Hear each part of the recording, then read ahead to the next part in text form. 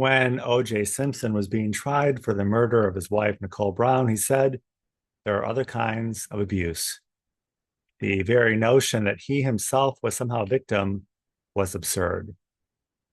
There was an article this week by Alexander Dugin about the New World Order based on the primacy of powers. The idea that the natural order of things is to have primacy and how it's determinate. It's equally absurd. Mr. Dugin is dismissed as a Russian operative, misogynist, and racist. President George H. Bush, Barack Obama, and President Biden have all been talking about having a new world order for a long time. We all have hopes and dreams, but we also need to apply ourselves in the pursuit of excellence.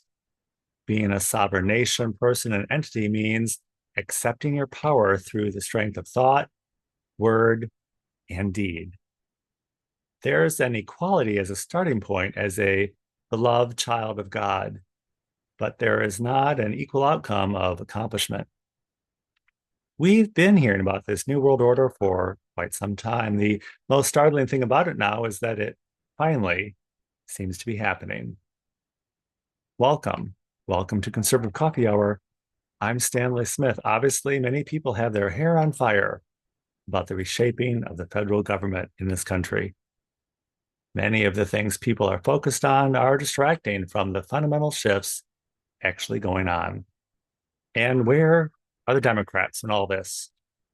They're hiding out, just like the Republicans were hiding out during the Obama and Biden administrations.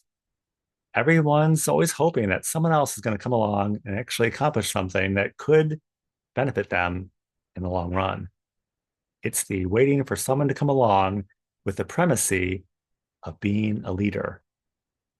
The very premise underlying our domestic and foreign policy is shifting.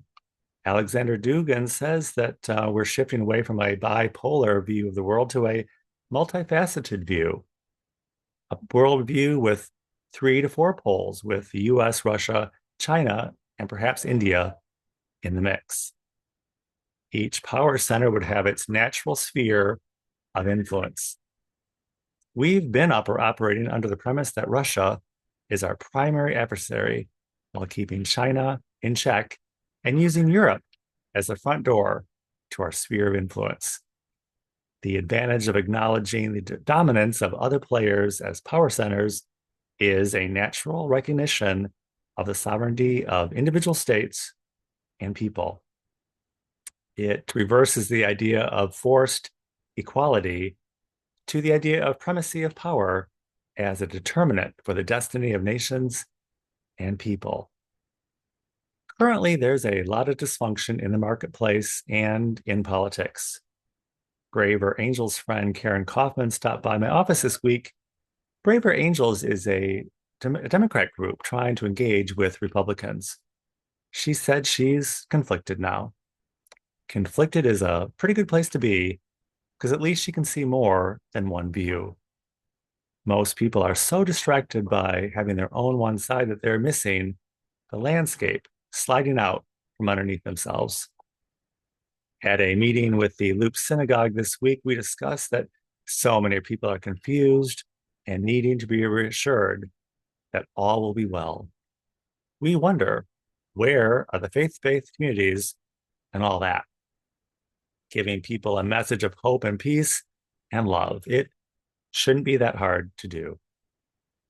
Religion struck out during the pandemic by responding to a world in need by closing their doors.